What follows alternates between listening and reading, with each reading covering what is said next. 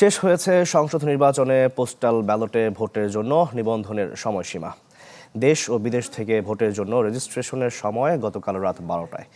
নির্বাচন কমিশন তথ্য মতে ভোটের জন্য মোট নিবন্ধন করেছেন 15,33,682 জন। এর মধ্যে দেশের ভেতরে থেকেই নিবন্ধন করেছেন 7,61,140 জন।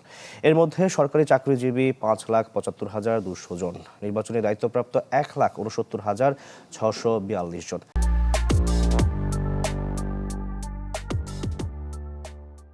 আনসার ভিডিপি 10,010 জন আর কাগার থেকে ভোট দিতে নিবন্ধন করেছেন 6,283 জন। আর প্রবাসীদের মধ্যে সৌদি আরব থেকে সবচেয়ে বেশি নিবন্ধন করেছেন, যার সংখ্যা 2,39,186 জন। 123টি দেশে থাকা প্রবাসীরা পোস্টাল ব্যালটে ভোট দিতে নিবন্ধন করেছেন।